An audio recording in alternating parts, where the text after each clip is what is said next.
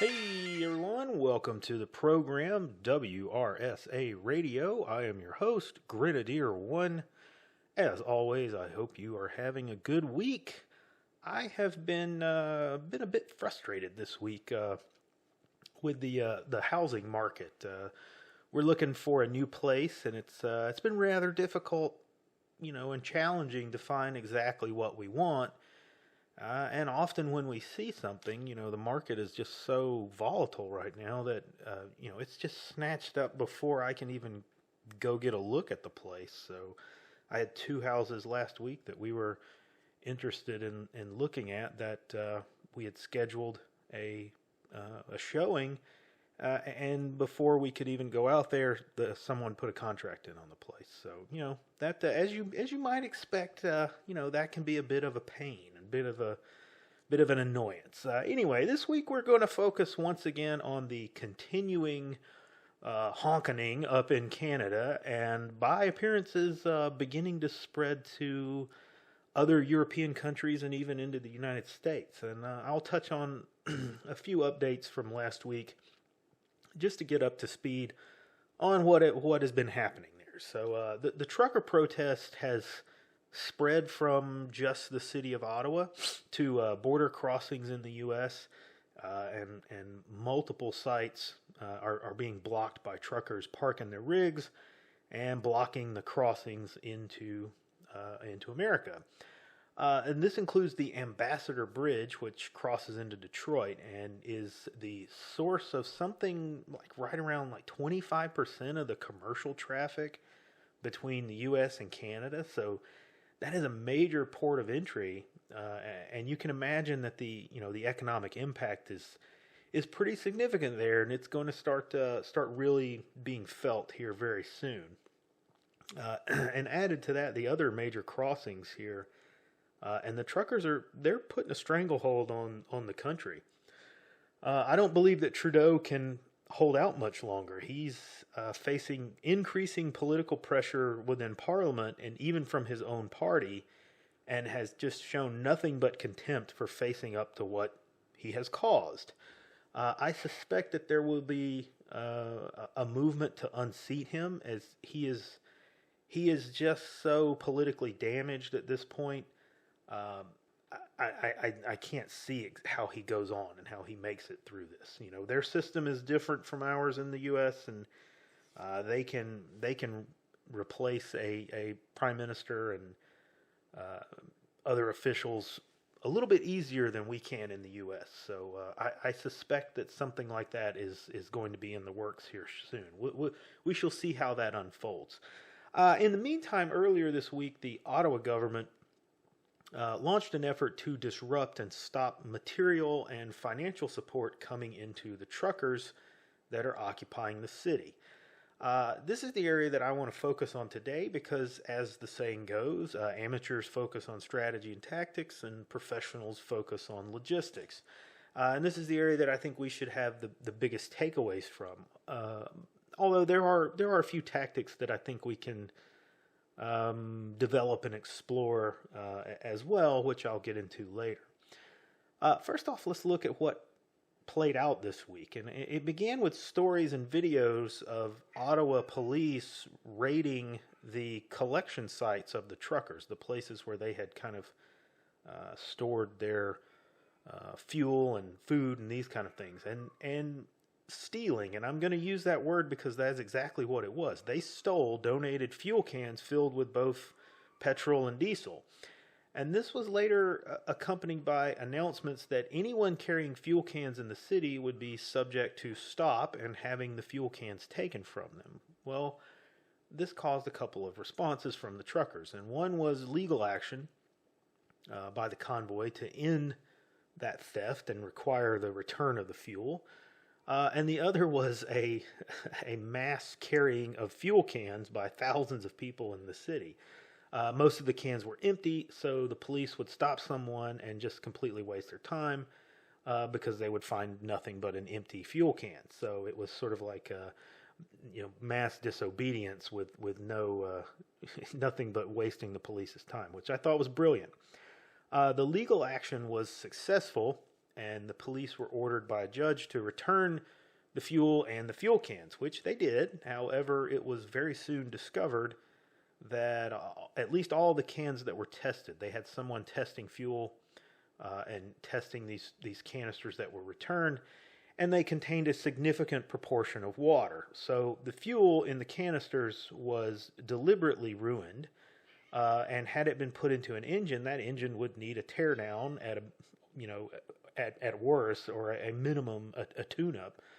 So the police spoiled the fuel, and they were ordered, to return, which is a total dick move, to be honest with you. I don't really know of another way to put it.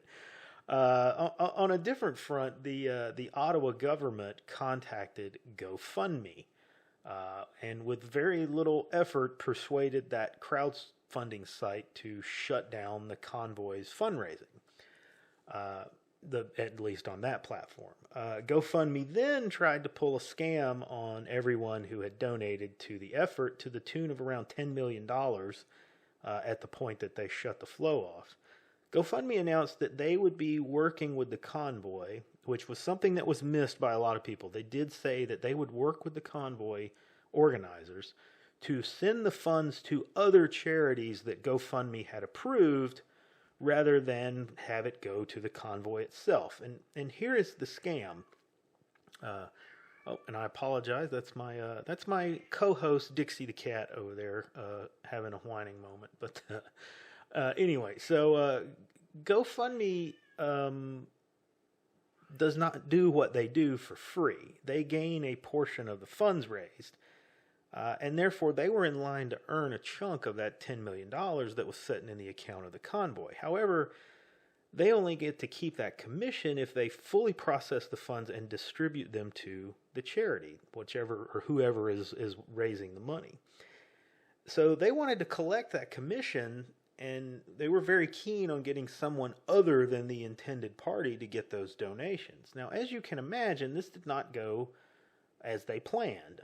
There was immediate backlash, and word quickly spread to people to not utilize GoFundMe's request for a refund because people were saying that if you disputed the donation via your credit card, it would cost GoFundMe a fee, and they would, be out potentially thousands of dollars. Whereas if you used their request that's native to their site, that it wouldn't cost them anything. Now, I have to assume that there was some truth to that, because GoFundMe announced that they would be granting all requests for refunds, and there would be no problems, and you could just get your money back. Although they initially still required a proactive request on the part of the donor for that refund. And it was only after several Republican governors and attorney generals announced that they would be launching investigations for fraud on GoFundMe that they changed that, and they announced that they would just automatically be returning all the funds sent to that convoy effort. So score one for lawfare on the side of the good guys, at least. Now, as all this was going on, a more right-friendly company, Give, Send, Go, a lot of you are probably familiar with them, you've seen them on Gab, stepped into the mix and announced that it would take over the crowdfunding efforts for the convoy, and that it would have no issues distributing the funds to the truckers. And within hours, the site had pulled in close to $8 million for the convoy. I think some of that money was transferred from the GoFundMe. I'm not really sure how they managed all that. But at any rate, Give, Send, Go was up pretty substantial amount very quickly. Everything, seemed to be back on track for people to continue to provide that support. Now, that all changed yesterday when the Ottawa government launched its new phase of attempted theft and disruption. It was announced that the government had requested with the courts an injunction to freeze all of the funds for the truckers sitting in that Give, Send, Go account. And prohibit any transfer of said funds to distribution. Now, the announcement said that the request had been granted, although that was later disputed by some sources saying that it had not been officially granted by the court. I don't know what the results of that were. I think that it was granted, but anyway, it looked very much like the government was going to gain the upper hand on this, funding for the protests. But Give Send Go responded to this announcement very late in the evening yesterday with an announcement of its own. And they replied that Give Send Go is a U.S. company and it is not subject to the jurisdiction of Canadian courts, and that they would therefore be ignoring that order and basically, stick it in your toque and smoke it. Now, a source on Gab late in the evening last night said that Give Send Go had already begun to distribute funds to the truckers, and that it was involving transfer of cryptocurrency to parties in the U.S. There was some group identified in the U.S. that would take the money and then get it to the Canadian groups. I'm not sure how they were working that, and I don't know if that statement was true. The source is not exactly really well known to me as being, hugely accurate. But this is something they copied from the Twitter and cross-posted it to Gab. You can probably go out there and find it. It was Joey Camp, who is an internet tech guy, and he was involved with the Arizona audit, if I remember correctly. So, it may or may not be true, but it has the ring of truth to it. And it sounds very logical. It sounds like something that would, be happening. So, I don't know. I hope it's true. I hope that's what is taking place. And it also came out about the same time that Give Send Go made its official announcement that they were moving forward as normal, and the Ottawa government could go pound permafrost. So I think it's probably legit. I think there's things are back in the works the way that they should be. The latest word is that Give Send Go has been subject to a possible DDoS attack over the last 12 to 14 hours in an attempt to shut down the efforts. Now, that came out earlier today, and it could also just be an uptick in traffic just overwhelming their server capability. Now, also this morning, word came out that Antifa hackers were posting that they had found some kind of security leak in Give Send Go that had allowed them to gain access to a list of either donors or the people who originally set up the funding campaigns, one way or the other. One would assume that list was more than just the convoy effort and included other, fundraising attempts by different groups that were totally unaffiliated with them. But apparently this included picture IDs like driver's license and passports and things like that, which would have names and addresses and potentially social security numbers, other ID information like that. And they announced that they would be posting this information for everyone to see.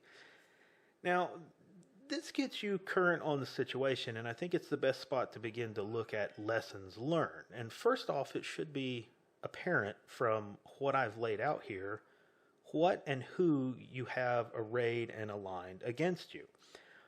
The governments will pull out all levels of lawfare and even physical violence to put a stop to any and all resistance that they are facing to their rule. Because I didn't even get into the arrests that have been taking place all week. They were finding every little violation that they could to arrest people who were, not, in some cases, not even participating in the protests. They just happened to be downtown and honk their horn, and they drug an 80-year-old man out of his car and arrested him. The latest events that I'm mentioning involving the Antifa hackers should be the eyebrow raiser for you. What these hackers did was illegal in most Western countries, at least. They illegally accessed secured information. They stole identification that's used in financial transactions, and they are openly posting that information, which facilitates fraud and identity theft. Not to mention potential violence by Antifa thugs, because this is doxing, and they are known to come to people's houses. So that should result in an investigation and arrests and prosecutions. It will not. This is not the first time that this specific group have done this, and to top it off, they're not even anonymous, at least totally. Several of them are known, and their real identities are known. It should be a matter of simply getting a warrant and going and picking them up. And that's not happening. And I don't expect it will happen in the near future. And that tells you all you need to know about where you stand on all of this.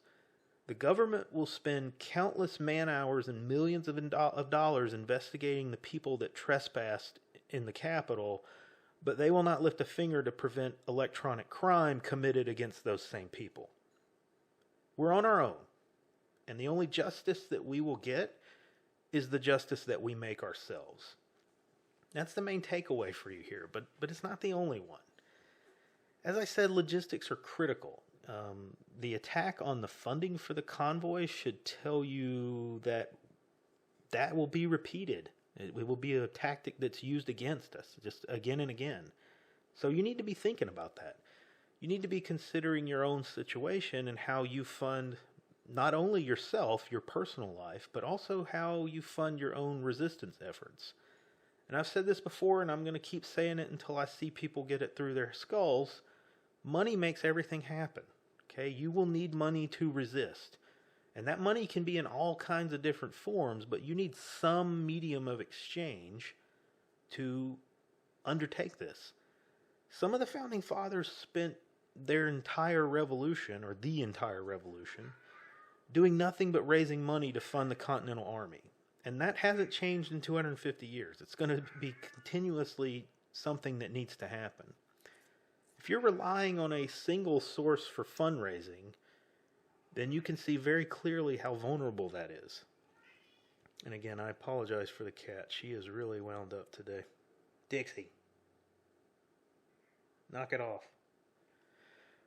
Anyway, if you're relying on a single source for fundraising, then you can see very clearly how vulnerable that is. Okay, of course, the convoy, they're getting resources from, more probably face-to-face methods, but that widespread field that they were drawing from, that got, I guarantee you they haven't gotten $10 million worth of resources brought to them directly, face-to-face, by individual people, okay? They were drawing from a huge range of people through those crowdfunding platforms. And that's the easy button, if you will, and such it becomes the most obvious target for the governments to move on. They will keep that up, not only because it's a concentrated amount of money, but because they have this stated goal of taking that money for themselves and using it to fund the city. It's all in one place. It's easy for them to try to put the stop to. And they can issue an order, get a court to agree with them to go after it and try to take the money. They've been trying to do that. And this will be repeated if they're successful at it. You'll see this tactic being used against other groups. And you'll have to come up with alternative and dispersed forms of funding. Don't allow significant amounts of funds to accumulate in a single place. One of the things that I think the convoy needed to do was start drawing out that money as soon as possible. Don't let it build up to millions and millions of dollars, because it just becomes a much more sweet target for them. More than just funds as well. Don't allow large deposits of material resources to build up in a single area either. We saw later this week there were videos of the police going and seizing firewood that some of the different groups had placed in an area so that they could, I don't know if they were using it for cooking or if they were running sort of like hobo barrels just to keep warm and things like that, but the cops were coming around, taking the firewood. Anything that you concentrate into a single area for your convenience, it becomes a target and they can come and take it. Now, this government effort is not shutting down the flow of money completely to the convoy. It's just taking away that easy button, like I said, and making it more difficult. But if you take the more difficult path from the outset, then the government's going to face a much bigger challenge trying to put a stop to it. And that alone may be enough to keep them from even trying. The juice may not be worth the squeeze, so to speak, to try to go after one source that really isn't a whole lot of money. It may be a significant amount of money for the particular group, but it's not worth putting the resources in to try to get it to have an impact on that group. If you spread it out, diversify across a bunch of different sources, the good kind of diversity, then it makes it much more difficult for the government to focus their efforts and resources on one critical piece. So keep that in mind. I can't tell you how to fund your efforts because I don't know what they're going to be. I don't know what they are and what they might look like, but I can give you some possible suggestions. So use multiple crowdfunding platforms. Don't just go to GoFundMe or even Give, Send, Go. Don't just go to that one platform. Set up others with different ones. And again, it keeps the amount of money smaller sitting in those each individual platforms. Don't use cash. Use gift cards. Ask for gift cards sent directly to some P.O. boxes that belong to some of the members that can go and get those things, because those gift cards, that's cash, and they're much more anonymous than donations to crowdfunding sites or some other types of financial transactions. So you can get those gift cards, pay with cash, send them off to people, and boom, you're done. And then those folks can take the gift cards and go to different places and get the supplies that they need. Use gold and silver, some other type of actual real money that is hand delivered. Maybe organize a group of people to buy some coins and then take them to whatever the group, one person or two people to take them to whatever group you're supporting. Use cutouts to make donations. Hey, this person's collecting funds.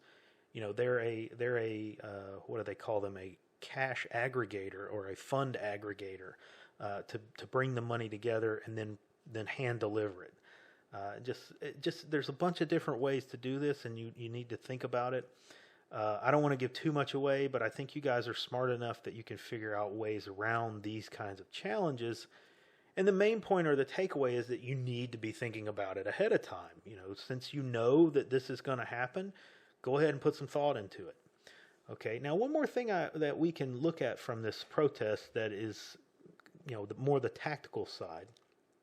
It's been talked about on various pages and in different articles that the Ottawa government is looking into ways that they can get these trucks moved out of the city. And even if they arrested every trucker, they can't get anyone to move the physical trucks. No one will tow them. In fact, some of the tow companies have actually joined the protest.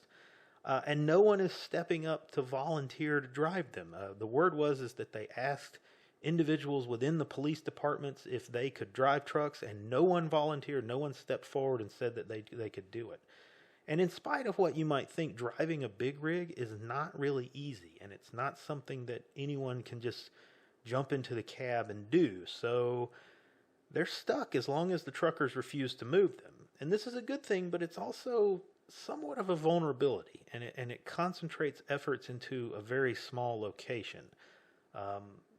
The streets of the city will only physically hold so many trucks, and there are apparently thousands of truckers in their rigs that are there, but, maybe they're not really being as useful as they could be.